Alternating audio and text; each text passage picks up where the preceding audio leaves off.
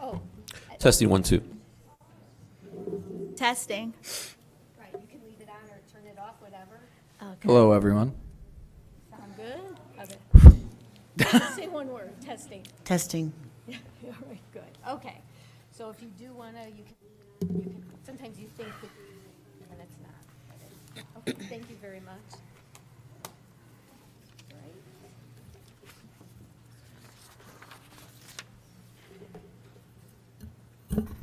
Testing, testing. All right. If you can't hear anyone, just raise their hand.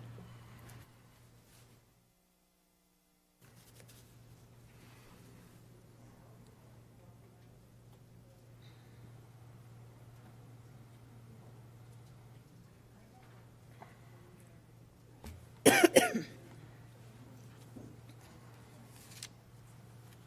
afternoon, everybody.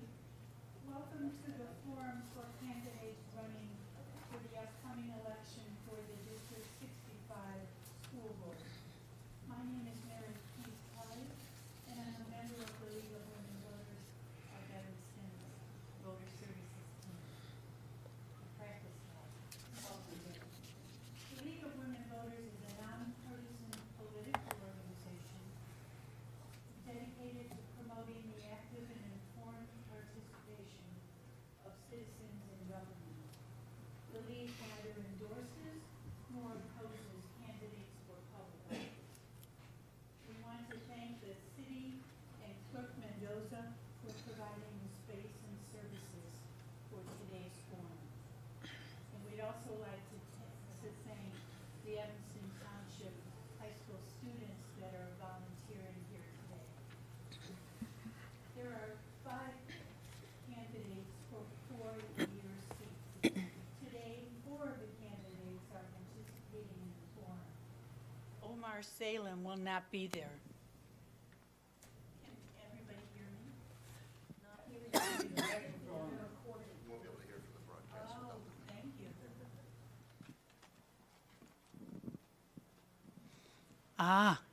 Good afternoon. Welcome to the forum for candidates running for the upcoming election for the District 65 School Board. My name is Mary Keith Kelly, and I'm a member of the League of Women's Services, the Voter Services team of the League.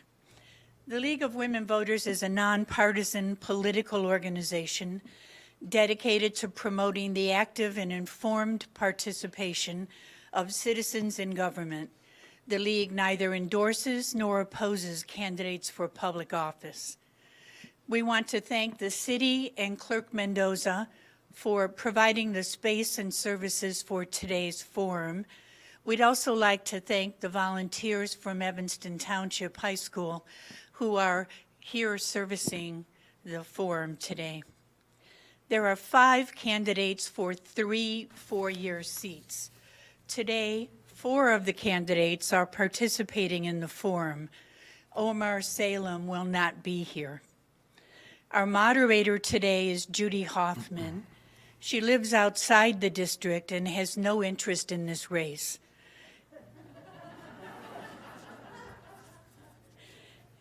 Judy has been a member of the League of Women Voters of Evanston since 2005 and has been active as a candidate forum coordinator and moderator for most of those years.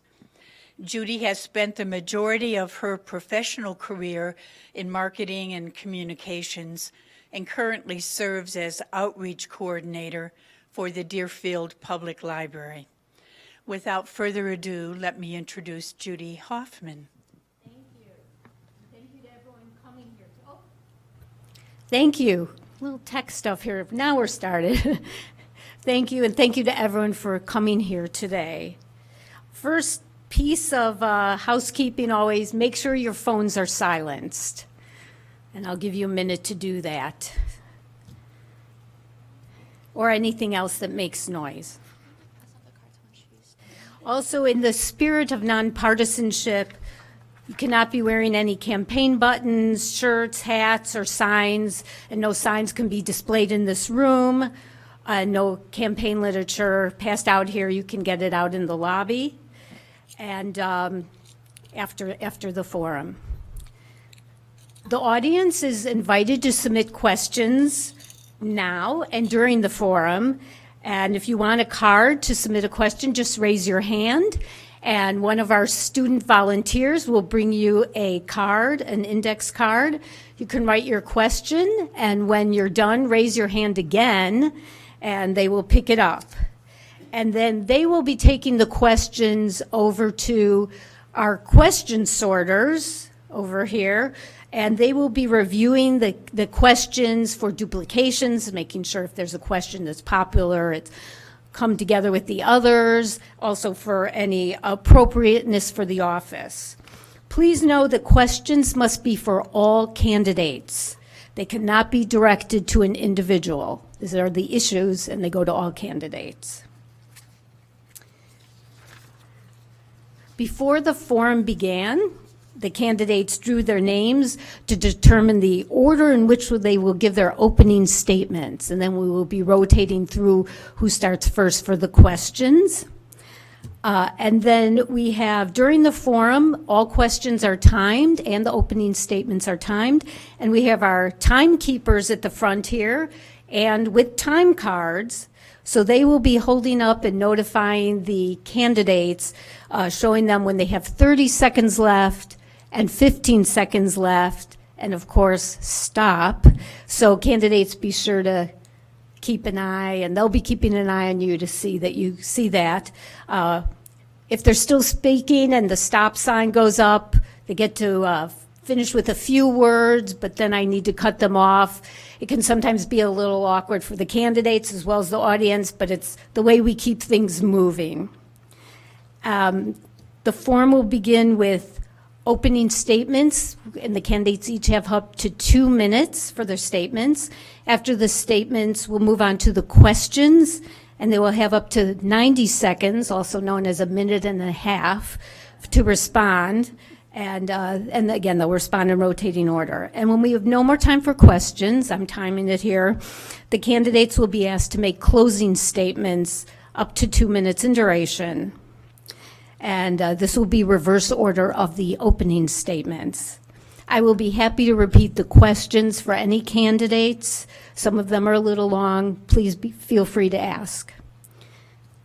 The candidates have been instructed that when we've finished with a question and we present a new question, to move on with the new question, even if they have something on their mind they'd like to return to the previous question.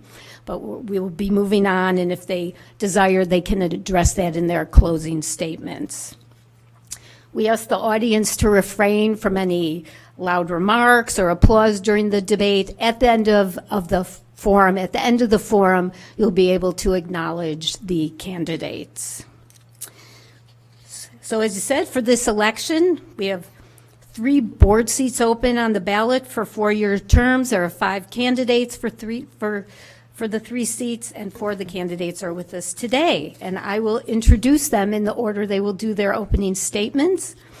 We have John Martin, Maya Wilkins, Sergio Hernandez Jr., and Andona Muboyai. Thank you for joining us today. We will now begin with the opening statement, which will be given by candidate Martin. You have 2 minutes. Thank you. Thank you, everyone, for coming today. My name is John Martin. I'm a candidate for the District 65 School Board. And just to tell you a little bit about me, my wife and I moved to Evanston in 2015. We have 2 children attending District 65 schools in 1st and 2nd grades. I came to be here today because I have a deep passion for education and for public education, and for the possibilities that it has. This passion was further stoked last year when Jerry Success was vice principal at my kid's school, and he was unceremoniously transferred to a different position. I went along with a group of concerned parents to the board meeting back in April of 22. I ended up speaking. I read a pre-written letter statement from a teacher who wished to remain anonymous because she feared retribution for speaking her mind. That passion continued as I left, and it gave me the desire to learn more, to find out more about what's going on in our district. And it was another, 30 seconds. So I was also dismayed because shortly thereafter, my son's previous kindergarten teacher, a Golden Apple Award winner, left the district. So seeing, our best and brightest on leave, I just want to be a part of slowing that and turning it around. So I'll have more to say too. Don't worry. Thank you. Thank you. Candidate Wilkins. Hello, everyone. My name is Maya Wilkins, and I'd like to start by thanking the League of Women Voters for hosting this forum today and thanking all of you for being here. I'm running for District 65 School Board because I care about making sure that all of our students receive a quality education. Education is incredibly important to me, and I believe that I have the personal and professional experiences that will benefit the district. And I am willing to put in the time and hard work to make sure our district is successful. I'm a parent of a 3rd grader and a 7th grader, so seeing that our district do well is personal to me. We can't be a great district unless we are serving all students well, regardless of race, ethnicity, or IEP status. And that is why equity is such a priority for me. I believe that in order for all students to achieve, we have to look at them holistically and take into consideration their social and emotional needs. We also have to be fiscally responsible. My own experiences in education have shaped my perspective, starting with going to an under-resourced public school through high school, to completing a rigorous college program in computer engineering in Case Western, and ending at Kellogg for my MBA, which brought me to Evanston.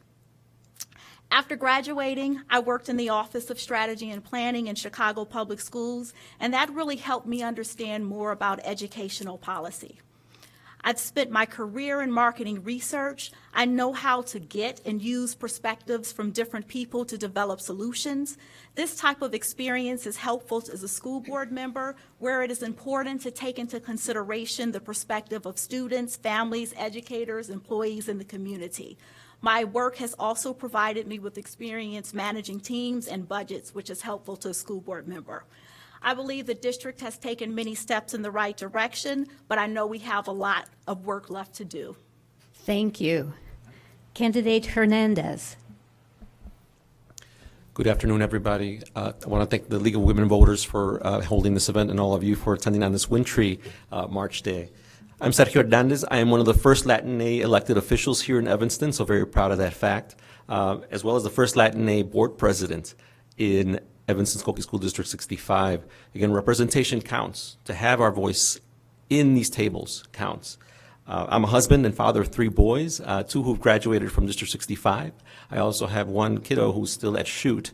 I'm a 25-year veteran bilingual educator. And I'm the equity lead at the Illinois State Board of Education, a lifelong community activist. And as our community and school district continue to recover from the current pandemic, it is critical that we all work together within our school community, as well as with our institutional partners, to operationalize and normalize equitable access to the resources our students and families need to succeed in their lives and in their community. As a school board member, I will focus on policies and practices that improve equitable access to academic and social emotional resources for students and families and educators, prioritizing strong relationships within our school system and with institutional partners in the Evanston and Skokie communities to operationalize and normalize equitable access to resources in all of Evanston.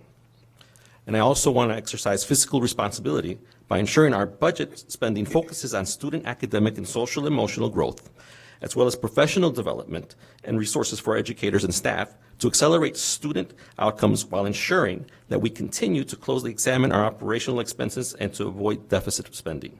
I believe that our community strength is in our diversity, and in order to close the historical equity gaps in our school system, we must lean on this strength to create transformational and equitable systems that lead to sustainable change and prepare our students for a successful future and life.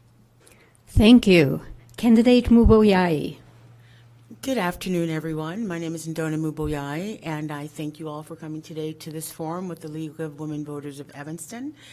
And the reason why I'm running for the District 65 school board for the second time is because I believe that every child deserves a quality education regardless of their primary language, country of origin, gender, sexual orientation, primary language, regardless of who they are, social, economic background, whatever. And my background as far as my education is concerned, I have a formal education in economics with a concentration in in finance. I also studied fine arts. In addition to that, I worked previously as a licensed stockbroker on Wall Street. I also have over nearly 20 years of professional career in finance. I also don't just talk the talk of equity, I do actual equitable work daily, advocating for underserved families and immigrant and refugee families right here in Evanston. I do a lot of advocacy work. I do a lot of community work doing tutoring right here with Evanston's Cradle to Career, as well as Family Focus and at Foster Center, currently called Fleetwood. It's called Family Foster Center when I was a child. I also, my priorities are fiscal responsibility, academic excellence, diversity, equity, inclusion, and belonging, because just DEI is not the only thing that is important, but we also have to focus on early childhood education plus ongoing support, because we all know that a child can be kindergarten ready, but if you don't continue to support the child as they go beyond to third grade and beyond, they can also fall behind and have issues that do not allow them to continue to do well on into high school. But then we also have to focus on making sure that the academic I will continue to talk about what I'm running for next time around. Thank you. Thank you. Appreciate that. So we'll now begin the questions. Again, we're going to begin with Candidate Wilkins. And Candidate Wilkins, you will have 90 seconds to respond. This first question is on equity. Do you think that equity and academic excellence can coexist? Are they both priorities in our district? Absolutely. I think that even the notion that equity would mean that somehow we were sacrificing excellence, I think is a problem for me, because I think that the two definitely go together. Equity is important and equity is needed, and it does not take away from the overall district being able to serve all students well. When I say all students well, I definitely mean that. And I think that from an equitable perspective, that means giving students what they need in order to be successful. So that means some students might need an extra push. Some students might need extra support. Some students might need to be challenged in different ways. And that is how you get to excellence for everyone in the district. I think that the district is doing a lot of things to focus on excellence and on equity. And I think that you have to look at it from a multifaceted approach. And so it's not just about a single test score. It's not just about one measure. You have to look at equity and excellence from a 360-degree perspective. You have to look at not only test scores and what students are learning, you need to also look at how they're interacting with other students, what the culture is, how are we developing them in order to be leaders, not just a test score in order to measure what their academic success is. Thank you. Candidate Hernandez. I also have a problem when somebody says that equity and excellence are two separate things, right? As I mentioned in my introduction, equity is making sure that everybody has access to excellence and rigor, right? And social emotional supports and the resources needed in order to succeed. So that is a huge issue for me. Again, as Maya stated, we have been working really hard to operationalize our mission and vision equity statements and making sure that we embed it and operationalize it across the school system. So, one of the things I'm very proud of is that in our early childhood programs, we're seeing the difference in regards to closing the racial predictability gap. If you look at our Miracles report for this past winter, you're going to see that 72% of our students in our Teaching Strategies Gold, again, it's a comprehensive test that moves beyond just literacy and math and expands how we measure children, are actually closing the racial predictability gap in outcomes. So again, we have examples that we can build on, but it's going to take time to sustain and build out those systems. Again, we're doing systems work to really try to root out inequities in our systems and approaches, and ensuring that also we build the capacity of our educators to be able to, again, deliver a high-quality education, and working with them to develop the rigor and the resources that our students need so we can meet them where they're at. Thank you. Candidate Muboyai. I do believe that equity and excellence can coexist, but as we all know that currently in the district, it's not equitable for all students, especially when it comes to English language learners and students that come from very diverse backgrounds, because there continues to be the massive opportunity gap, specifically when it comes to students that do not speak English as a primary language, and when it comes continuously to students, Black students in particular, we find that there is an ongoing literacy gap, where most recently, when we had the most recent board meeting where District 65 and 202 met, the issue where there is increased number of students arriving at ETHS unable to read. So yes, equity and excellence can coexist, but we continue to find that it's an ongoing issue when the marginalized communities are not receiving the proper support that they need. Thank you. Candidate Martin. Thank you. So this is such an important topic because equity and excellence can not only coexist but complement each other. Where I'm concerned is I'm seeing this steep decline in enrollment though throughout our district. We've seen a 16% drop in just the past 5 years of students. And we've seen the same number of school-age children remain in Evanston, and we've seen neighboring districts level off last year, like Oak Park, Wilmette, Skokie. So I think what we want to prioritize is rebuilding the trusting relationship between all interested parties. So parents, teachers, administration, students, and I think that's going to be our key to success. So yeah, I want to see equity and excellence complement each other as I know they can. Thanks. Thank you. The next question will start with candidate Hernandez. What do you think are the root causes of the achievement and opportunity gaps at District 65?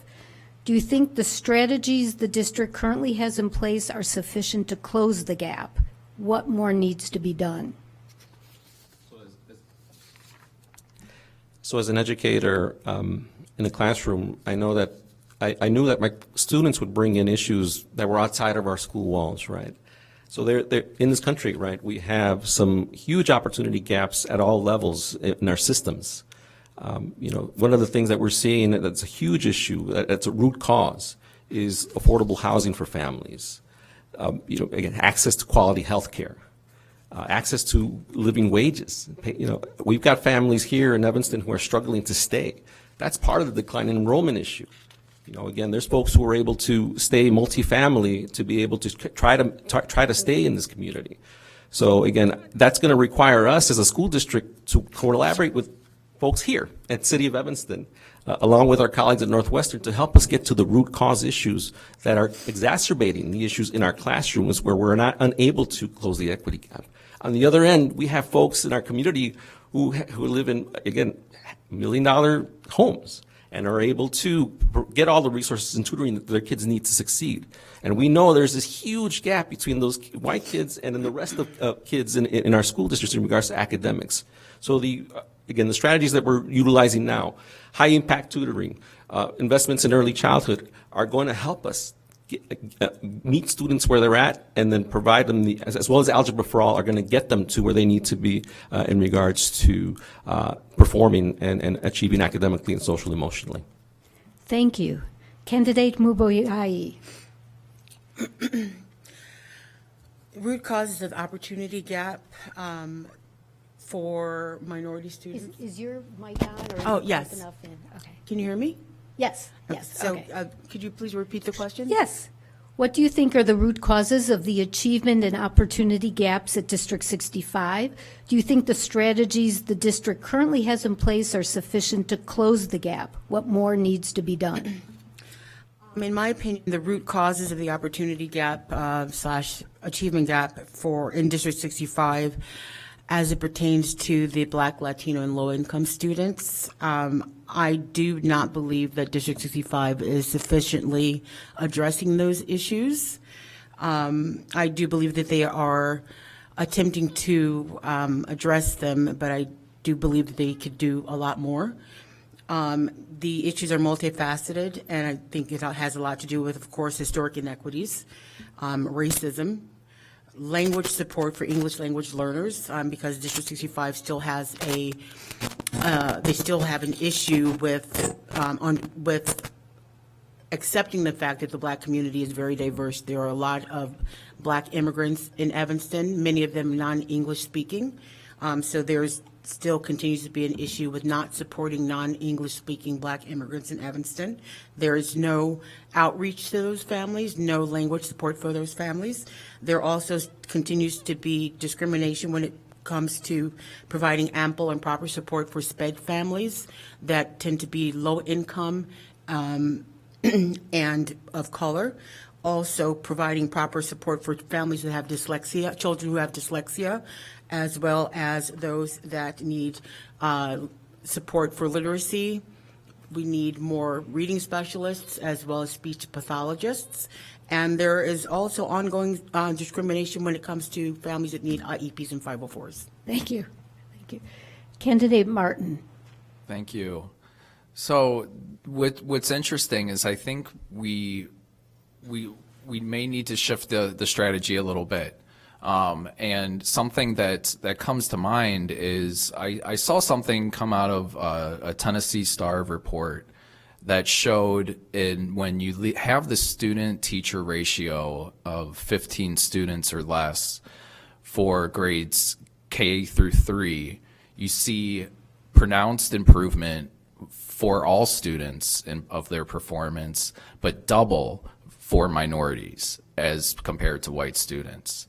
So from my perspective, looking at this, I'm a data person, so I like looking at numbers. And when looking at it from a financial perspective of how we're spending the money in the budget, I analyze every expenditure against that ratio.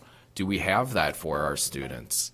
And if not, then I think we should be reallocating our resources and making sure that it's going to the classroom and the teachers are getting the support. And I think building that culture back is going to be very critical and very key to our success in closing the opportunity gap. Thank you. Candidate Wilkins. I think that there are a host of different issues that contribute to the opportunity gap. This is something that's been going on for generations, not just in Evanston, but across the country. I mean, 20 years ago, almost 20 years ago, when I was a part of Chicago Public Schools, we were talking about the opportunity gap, and we still are today. I think that early education plays a big role in that, because if you don't start off in the right place in kindergarten, what data shows is that it is really hard for students to catch up, and most don't.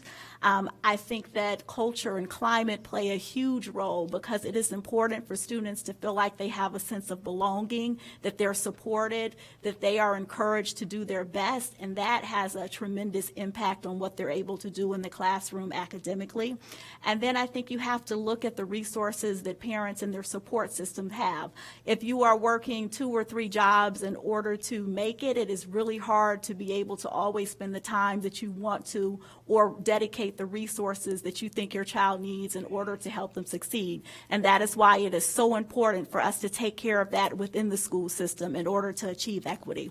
I think the district is doing a lot of great things, everything from focusing on early childhood education to tutoring to curriculum changes to working on the school climate.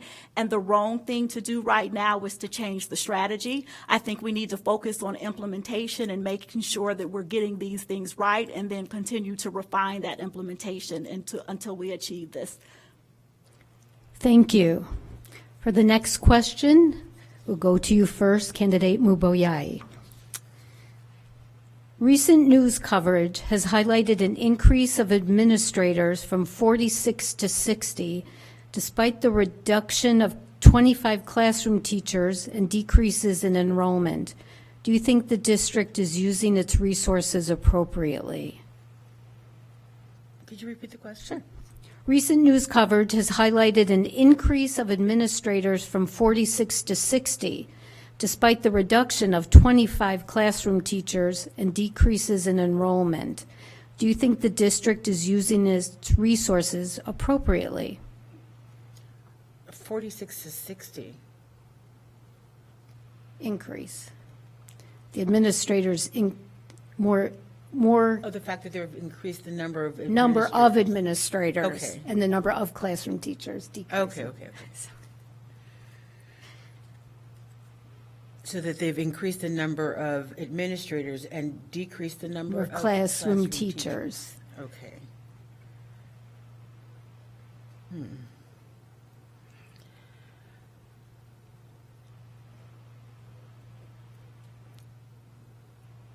To be honest, I do not think that, I believe that certain positions were necessary to increase, whereas I believed that the decrease of the number of teachers was not necessary, to be honest. Thank you. You're welcome. Candidate Martin. I do think that it's something that should be looked at, right? Because I think that we're in a situation where it's a very top-down approach, and increasing administrators while we're seeing steep declines in student enrollment, in addition to fewer teachers, I don't think it's the right approach. When I've been talking to teachers, what I'm hearing is that they feel cut out of the process currently. And I think we're going to be more successful with a bottoms-up approach and making sure the teachers and paraprofessionals and social workers have a voice and have a seat at the table to work through curriculum, for example. So I do think that resources should be reallocated more to the classroom than to the administration. Thank you. Candidate Wilkins. I think in order to make the kind of transformational change that we're trying to make in District 65, you need to have the support and resources to be able to do that. And sometimes that means added administration, which is what has been occurring. If you think about some of the positions that have been added, everything from IEP coordinators to instructional coaches to FACE liaisons who are focusing on school culture, what you start to see is that these positions really are putting the supports in place that teachers need and educational staff need in order to be successful. We ask our teachers to do a lot, and in order to make sure they're successful, we have to be able to provide them with the supports that they need so they can focus on their jobs and don't have to worry about everything else going on in the district. I think that as a part of this, we've worked really hard in order to get the input of teachers and make sure they're a part of this process, and the administration is working more closely with educators than we ever have in the past. But at the same time, we can't ask them to do everything without having these supports in place. So I think that some of this is needed, and that we need to continue to do what we can in order to make sure teachers and educators get support and that we have consistency across the district, which is what these sorts of administrative positions provide. Thank you. Candidate Hernandez. Again, as an educator, as a bilingual educator, and if you were a special education educator, you can relate to this, is that we get asked to do not only our own job, but also help out with general education students. Again, pop in for substitute, to be a substitute, lead a bilingual parent advisory committee meeting. We heard from educators as well as our building leaders that they needed some of these responsibilities, administrative responsibilities, taken off their plate so they can actually do their job. Again, I wasn't able to take care of my caseload, which then we wonder why there's an equity gap for our multilingual students and our SPED students. So we've taken those administrative pieces, right, around public safety, or around, again, special education, instructional supports, so teachers can actually get to do their job in their classroom, and that's what we want, right? The other thing, too, I want to talk about is then through the student assignment process that's in phase 2.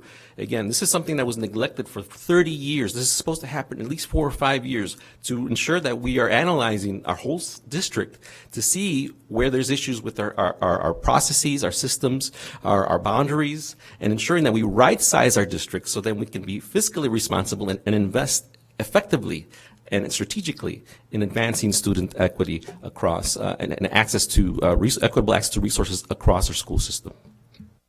Thank you. The next question, we will start with candidate Martin. It's a curriculum question. Do you support reinstating the accelerated math curriculum offered in middle schools until last year? Why or why not? That's a great question. This was something that I've heard from a lot of parents about, and a lot of people are very upset to see that accelerated math option go away. Do I think it should be reinstated? I don't know. Because it's interesting. The more I dug into it, the more I talked to math educators, they enlightened me to the current research that's coming out. Joe Bowler out of Stanford is showing how, D-tracking is more successful for all students. And it puts a lot more on the teacher for sure, but it does have positive results. And I think if the classroom size is small enough, it makes sense. Now, I still haven't totally gotten to the point of that because parents don't know that.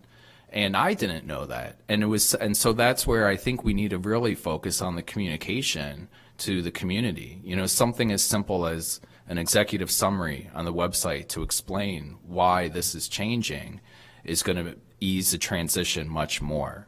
So I just want to make sure that we're focusing on that transparency and communication. Thank you. Candidate Wilkins.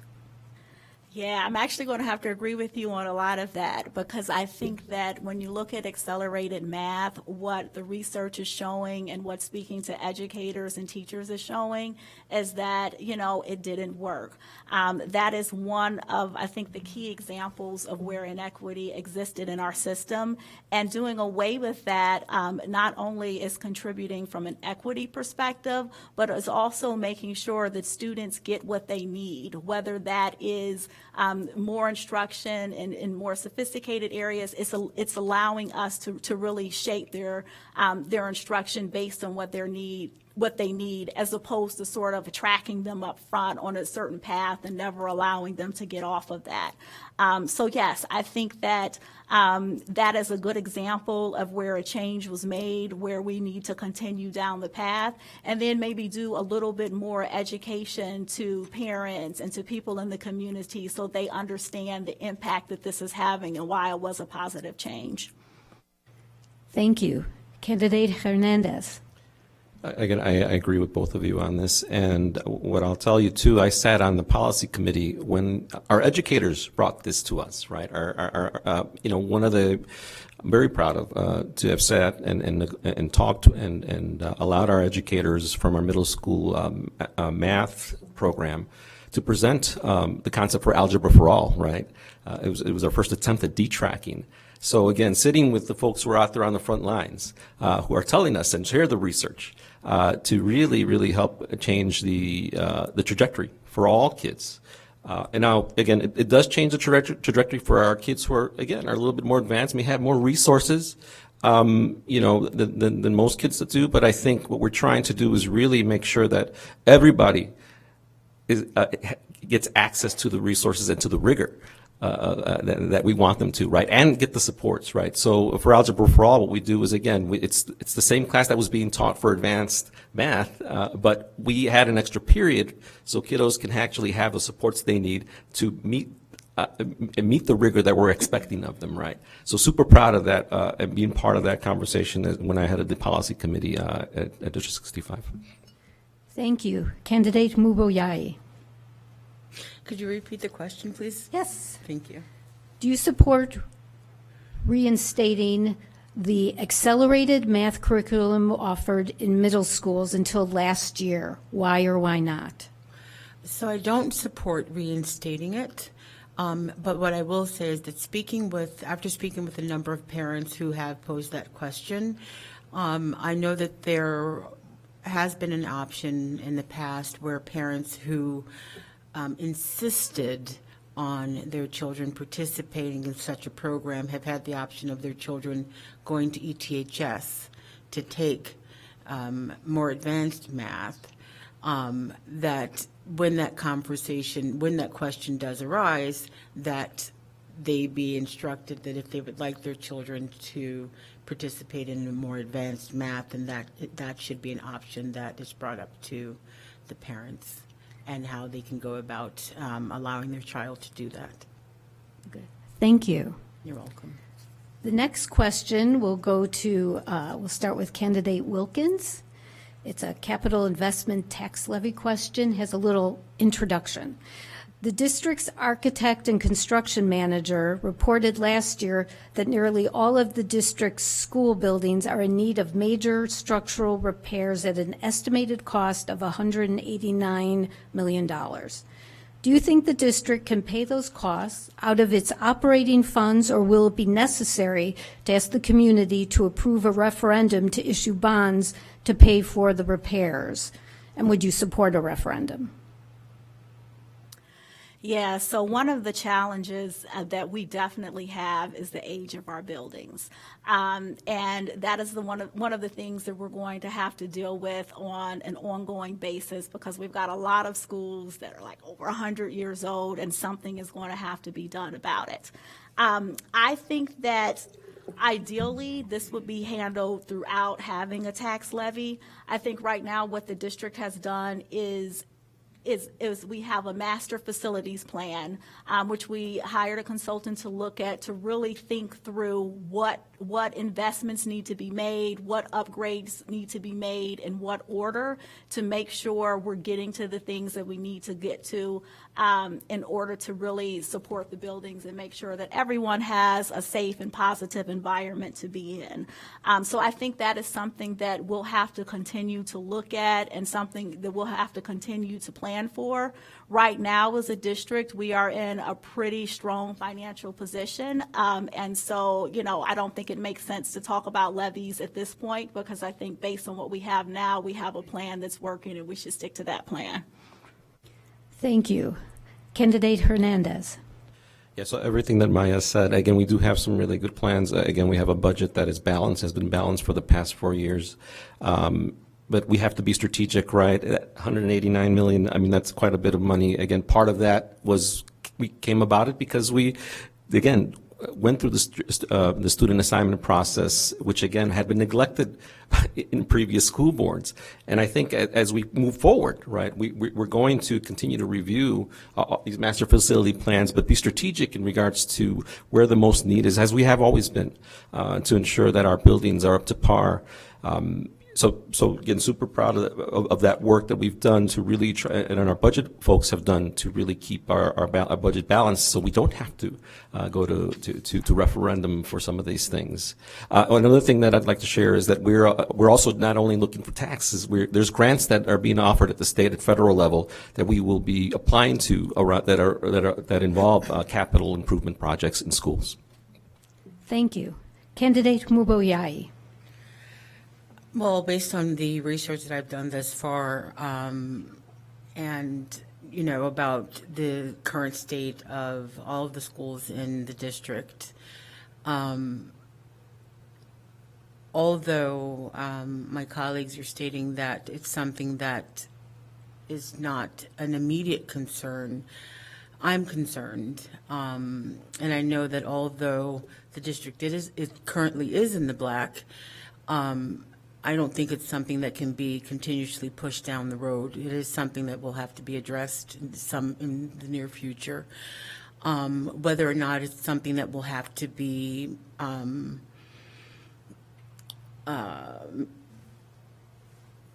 addressed through a referendum, at this point, I can't say for sure. But it's definitely something that has to be addressed within the next 4 years. Thank you. Candidate Martin. Could you run the question for me again? Sure. It's been a long time. Yeah, The I know. district's architect and construction manager reported last year that nearly all of the district's school buildings are in need of major structural repairs at an estimated cost of $189 million. Do you think the district can pay those costs out of its operating funds, or will it be necessary to ask the community to approve a referendum to issue bonds to pay for the repairs? And would you support a referendum? So I think that we just need to address the repairs. You know, when in looking through the most recent financial reports, I'm not seeing a lot of money being directed to capital improvements. Even funds that there was special federal grants that were supposed to be specifically for capital improvements that did not go to capital improvements. They went to other projects. So I think as long as we're directing and treating it as a priority, I think it's something that can be worked on and worked through without the need for a referendum. But we just need to make sure that it is being treated as a priority and we see that improvements are made, because you're not going to do a $190 million repair in like a year or something. You know, that's not going to happen. It's going to be baby steps, but we need to see that continual improvement is taking place. Thank you. The next question, we'll start with candidate Hernandez. It's about enrollment. District 65 has been losing many students. Why do you think this is? Do you think this is a problem? Absolutely. Back in 2017, just before I got on the board, I was working with NAACP, an organization called Latino Resources, to engage the district around providing access to services, education services, high quality education services to our black and brown students. But one of the things that I'd mentioned in that meeting was around, again, the affordability of Evanston and how it's becoming out of reach for working class families. And that, and even when we were campaigning for, or at least trying to push for the referendum, that's one of the things when I finally became board member that I asked folks who were part of that campaign to think about working with the city, if the referendum passed, which passed, to also not stop at passing the referendum, but also have a conversation about how that's going to impact affordability in our community, right? So again, we have seen like a 30% drop, according to census numbers, in our black community, right? And we continue to see a loss in our historical black community that's been here in Evanston. And the Latino families, even though our latest census numbers show that we've increased slightly, I've talked to many of them who are struggling to stay in this, and we're losing our diversity, and that's something we don't want to do as a community. So again, I'm committed to working with the city of Evanston, Northwestern, to kind of get to these root causes that, again, are causing this decline in enrollment. Plus, our families who, again, are upset with us, who wanted to move to private schools. That's the other issue as well. So. Thank you. Candidate Muboyai. Could you repeat the question, please? District 65 has been losing many students. Why do you think this is? Do you think this is a problem? Yes, it is a problem, and it has to do with a number of reasons. One of the reasons is, as candidate Sergio said, the cost of living.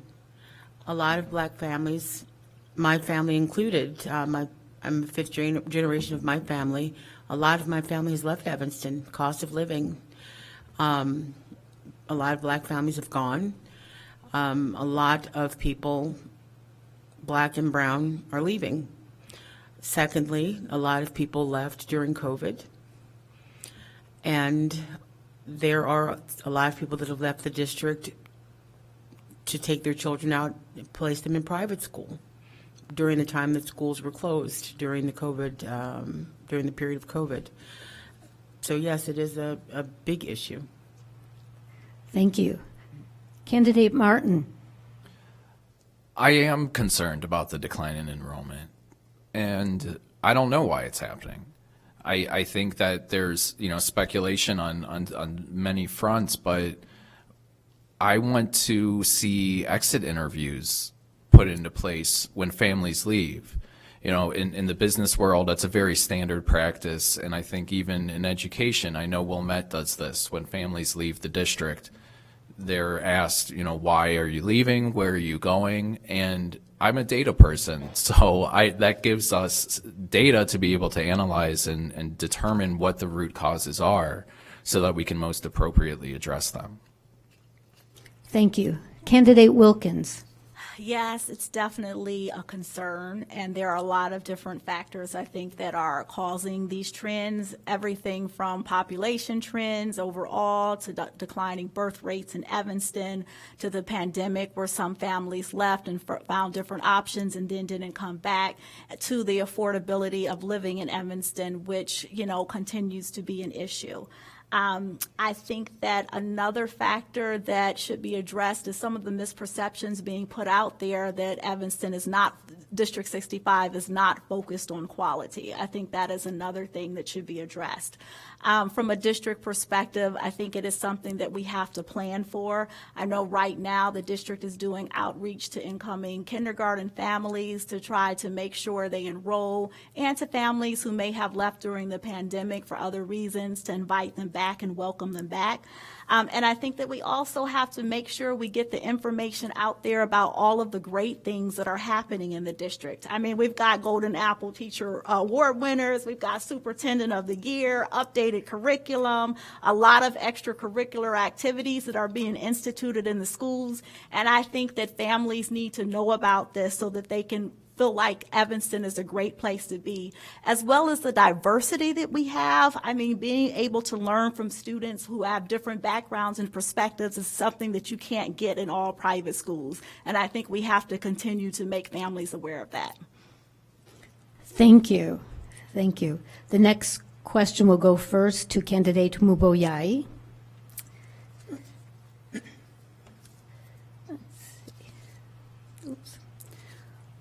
Why do you think so many teachers have left District 65 in the past 2 years? How can the district reduce attrition?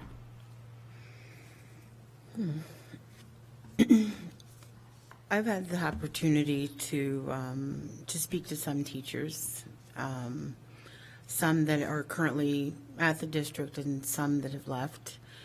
It's not the same response across the board. Some feel that they are not given the respect and support that they feel that they should be receiving. Some has to do with salary, and they feel as if they're not paid enough for the amount of work that they put in.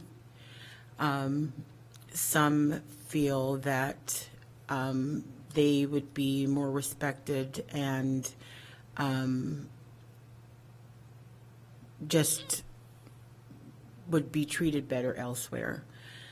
And I believe that if we want to retain and even acquire teachers that would want to stay at District 65 and have the best teachers for our students, we should be willing to pay them a very good salary and support them and make sure that our classrooms are resource rich and make sure that not only are our children in an environment that's diverse. Oh. Thank you. Thank you. Candidate Martin. So the teachers leaving the district is very concerning to me. Let me tell just a story I heard from a teacher. This elementary school at the particular grade level, it went from 3 classrooms to 2 classrooms because of the declining enrollment that we're seeing. In each of those 2 classrooms, there's 7 students with an IEP and 20 students in the class. And what they're seeing is that 2 of these students, while they're having some challenges, right? There's some disruptions that have even escalated to physical. And when this teacher has reached out to the administration looking for help, the response she's gotten, if she's gotten a response, is there's an evacuation room for the students to go to for safety. And that to me is really concerning because all of these students are being impacted. The students that are causing the disruption, they need the support, they need the help in the classroom. The other students aren't getting to access their education because of the disruptions. And I think when there's this culture of not feeling trusted or benefited, and we're not getting the resources into the classroom that we need, and teachers are finding work elsewhere. Thank you. Candidate Wilkins.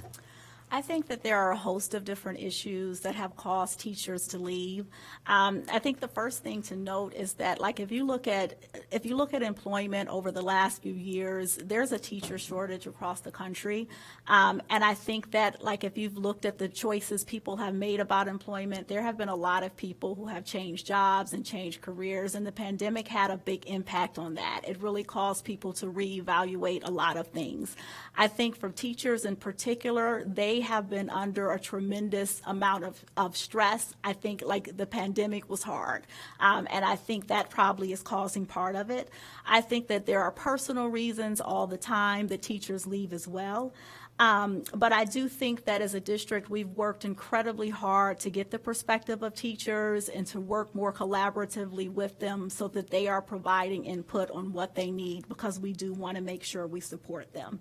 One thing that I will say, like, I think change is hard. Change is hard. But in particular, if you look at students with IEPs and you see the benefits of inclusion, it's very clear that that is something that we have to do and that we can't really walk back for them, because that is what is good for students. And I think that, yes, it is important to do more to make sure we're getting teachers' perspectives, and so we know how we can support them to make these things work, but we can't walk back because we know what's right for students. Thank you. Candidate Hernandez. Well, again, various reasons, right? We know this is a national issue, but guess what? I think District 65 has bucked the trend. We created a strategy around what's called Create 65, right? So we're looking at folks who are parapros, who have already been working in our buildings, who are from the community, and giving them the opportunity to be able to get, in a cohort model, get a teaching degree. So we are actively addressing. We're not waiting to, for teachers to fall from the sky. We really are being proactive in regards to not only creating a teacher pipeline, but also our leadership pipeline. So we're looking at our educators that are already within our system who might want to be building leaders, because there's also a loss there. I know one thing where we really need to work at, and speaking to what John was saying in that classroom, is we have about 27, 28 parapro positions out there.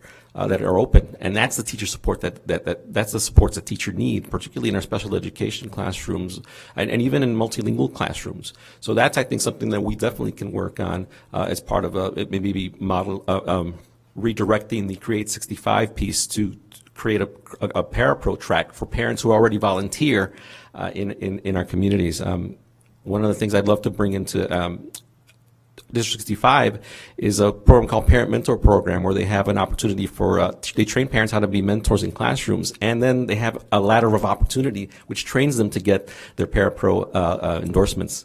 So again, creating these pipelines is how we solve those issues. Thank you. Well, we've come to the point in the forum where we're going to do the final question, and then we'll go to closing statements. Candidate Martin, you'll have the start on the final question. We had a number of questions about a variety of questions about the Fifth Ward School.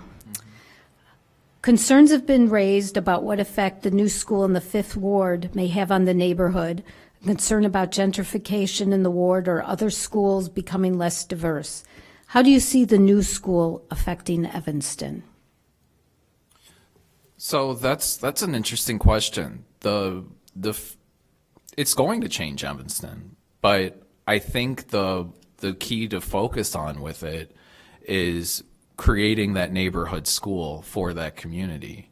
You know, having walkable school in Evanston, I think is a tremendous asset, and I think that's something that every student deserves. Now, you know, how things have been done as it relates to the Fifth Ward School, I'm a little concerned about how some of the financing was done. It seemed it was an interesting choice to have secured it so early, so that we're paying quite a bit of interest on it already. You know, I think there's things that can be done better, but that's why I'm hoping to get on the board to offer my perspectives. You know, I come from a finance background where my job is to go in and to create efficiencies and processes and make them more effective, and to serve as a liaison between different departments like tax and accounting and finance, IT, the C-suite. So I'd like to bring that perspective in to ensure that we're moving forward with it in the most efficient way possible. Thank you. Candidate Wilkins. I am so incredibly happy that we are finally getting a school in the Fifth Ward after so many decades of not having one. I think that the benefits to the community far outweigh any negative impact. Students being able to have a neighborhood school where they can be a part of the community, where they can partake in extracurricular activities right by their homes, where they don't have to be bused. All of those things have a big impact on education and the outcomes that we see with students. I think from a gentrification perspective, I think that gentrification is an issue that we have to deal with in Evanston. I don't think that it is at all driven by the Fifth Ward School, but I think that it's driven more by affordability, and that is something that we have to address as a city. And then I just want to also say, like, I am really happy with the way we were able to fund this school, because getting the lease certificate has tremendous benefits, especially right now, because it's a way to really protect us for some of the inflationary pressures that we're seeing. The fact that we've locked in those rates and have that funding is going to benefit us financially as a district. So I am just really happy and just incredibly proud that after so long we are finally getting a Fifth Ward school in Evanston. Thank you. Candidate Hernandez. Yeah, so as you may know, the burden of diversity is always falling on the people of color, right? We are the ones to get bussed in, right? And I know, in looking at the history, they did try to bus in white families into the Fifth Ward, but that didn't work. So black and brown kids were forced to be bused to diversify the rest of our schools. So extremely proud that we took a historic vote to correct the historical wrong. And as I mentioned earlier, right, gentrification pressures have been here for the past 20, 30 years, right? As I said earlier, we've lost at least 30% of our historical black population. The Latino population is hanging by a thread here, trying to stay in this community. So again, a strategy to combat that is to work with the city of Evanston to help to really figure out how we can work on these pressures that are causing all these issues around gentrification, right? And what does that look like? Well, I'd love to sit down with our friends at Northwestern to kind of help us research that as well, right? Really leveraging our partnerships across institutions to create cross-system and institutional change, and to embed, equitable access to resources that our families need to stay in Evanston and to stay in our schools. Thank you. Candidate Muboyai. I, of course, am extremely proud that a school will be returning to the Fifth Ward. Considering that a vast majority of my family did go to foster school prior to its closing, but I am also concerned about the gentrification that has been taking place long before the talk of a Fifth Ward school returning. But like Candidate Hernandez just said, we need to also have discussions about other institutions stepping in to assist with funding of the Fifth Ward School. I know that the city of Evanston was speaking about possibly assisting, if that's a possibility for the city coming back to the table, that would be awesome. But the burden of it being solely on the district is concerning to me. And although the lease certificates is something that is a good option at this point, I'm still concerned about the future funding of the district school. Thank you. Well, now take a breath. We're getting to the closing statements, and since we're in reverse order, Candidate Muboyai, you will be going first. And for our closing statements, which are in reverse order of the opening statements, each candidate will have up to 2 minutes for the closing statement. Candidate Muboyai. Well,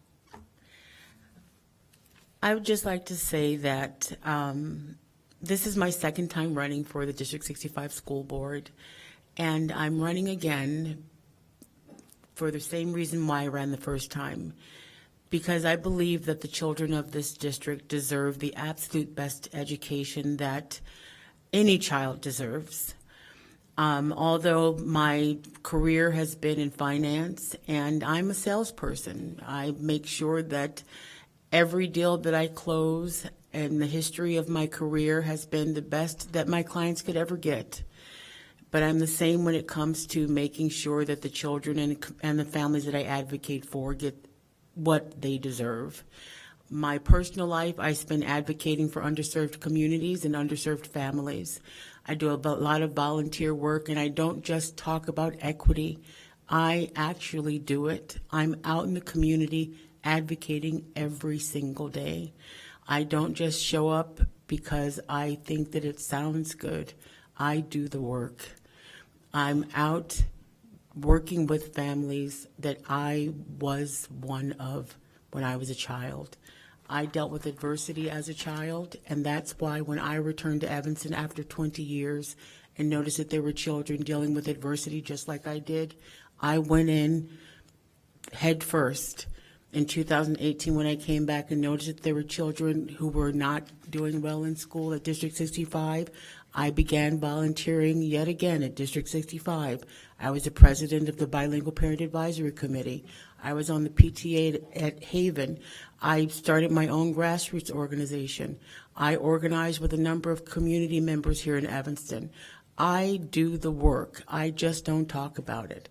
I work with underserved families. I speak multiple languages. I work with immigrants. I work with multiple communities. I do the work, and I will do it on the board. Thank you. Candidate Hernandez. I want to again thank the League of Women Voters for hosting us, and thank you all for joining us this afternoon. I have this lived experience. My family was an immigrant family who came from Mexico, and again, in regards to navigating the system, it was super difficult. Right, this was back in the 80s, before there was special education services, before there was bilingual services, and I could speak neither English or Spanish really good when I came. I was born here, but I went to school in Mexico for a little bit. When I got to the high school, going into college, wanted to go to college. Didn't know how to navigate that either. A lot of our families don't. For things that some of you may take for granted, right? We just don't know how. And what I want for all kids is to be able to navigate all our systems, not only our school systems, but our city systems, and get access to the resources that are rich resources that we have in Evanston. So, again, that's my commitment, is to, if I stay on the board, I want to collaborate cross-institutionally to ensure that every family has the opportunity to take advantage of all the resources they need to succeed in our community and to keep them here, to keep our diverse folks here. So again, that to me is a commitment, and I want to continue to do this work because there's a lot of work to do around declining enrollments. Again, the effect of the pandemic on social, emotional, academic outcomes. And really, we're seeing this rise in our McKinney-Vento homeless families, right? So it's a huge issue which we need to prepare and build the capacity of our educators and our school system to deal with. As you know, the federal government's extra help on SNAP benefits was cut on March 1st. That's going to drive down tons of families into poverty. And again, we'll see loss of more families because of that. Again, I pay attention to state, national, and local issues, and then this is what I bring to the board, is this experience, this lived experience. My experience, again, volunteering for other boards like YJC, because I'm fascinated by the educational continuum in human development, and I want the best human development for all our kids here in Evanston. Thank you. Candidate Wilkins. Thank you again to the League of Women Voters. I think the questions and responses today make clear the important role that a school board plays in students' lives. Having a high-performing school district that serves all students well is not easy. If this was an easy job, we wouldn't have had the opportunity gap for so long. The country wouldn't be struggling with how to educate all students. Our kids, and I'm not just talking about historically marginalized students, but all of them are facing some real challenges.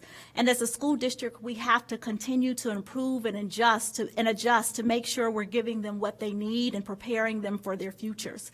As a school board member, I will continue to work towards a more equitable school system, making sure students' social and emotional needs are taken into account, and making sure that we stay responsible with our budget so we can continue to do this work. We can't stop making progress because it's hard, and we definitely can't go back to the way things were in the past because we know that wasn't working. That applies to curriculum changes, the way we discipline students, tracking students, how we serve students with IEPs, and so on. What we did before, it didn't work. So we have to keep working through implementation and refining and adjusting as needed. And we need to hear what is working, what isn't working, what support teachers and educators need to make strategies work from them directly. Change is hard, but it's also hard to be a student who doesn't feel supported in school. It's hard to always be behind with no support or hope to catch up. It's hard to be unprepared academically to go to high school, to get a job that will support your family, to succeed in college. We have to do the hard work so our students don't have to. It's been an honor serving on the school board so far, and I am proud to be a part of this district. Thank you. Candidate Martin. Thank you. So I guess I get to bookend it, huh? Apparently. So thank you everyone for being here. It's been amazing to do this in person. We've had so many Zoom things, and thank you for the league for putting this on. This is fantastic. You know, what the reason that I'm running is the students. I want our students to be our absolute top priority. And it's our teachers that are the face-to-face with the students. So I want them to feel supported. I want them to be a part of the process. I feel like right now they're crying out for help and it's not coming. So I want to help be that liaison, help be that communicator to get our teachers the support that they need and the infrastructure improvements that they need. I believe in equity and excellence. Not equity or excellence. We need both to reverse the steep decline in District 65's enrollment. An independent and transparent board that can most clearly communicate policy decisions and provide summaries so that our community is a part of the process. I think that effective boards are outcome-oriented and will openly analyze issues from a variety of perspectives, intentionally avoiding groupthink. I want us to do a better job of giving the people the tools to be a part of the conversation about educating our children.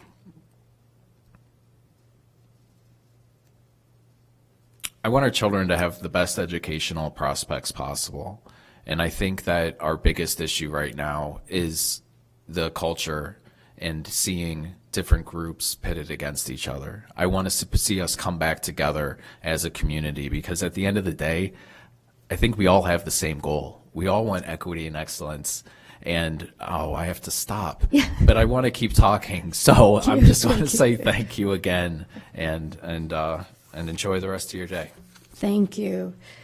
And so this concludes the forum, and please give a round of applause for your hardworking candidates. Thank you. You may have heard the saying, democracy is not a spectator sport. And candidates, thank you for your contributions to the democratic process. Running for office and serving in office is a huge volunteer commitment. Again, we thank you.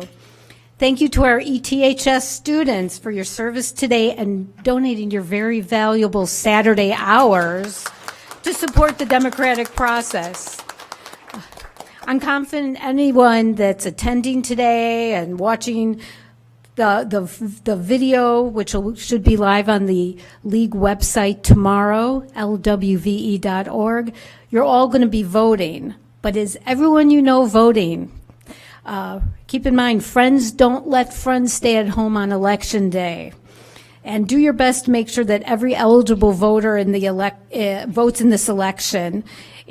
Early voting starts Monday, and it's open 7 days a week, including Saturdays and Sundays. Couldn't be any easier than that. And we encourage voters to watch the forum. In closing, remember that one vote can decide the election, and that one vote could be yours.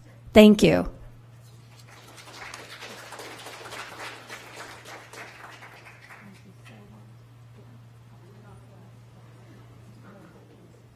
Yeah.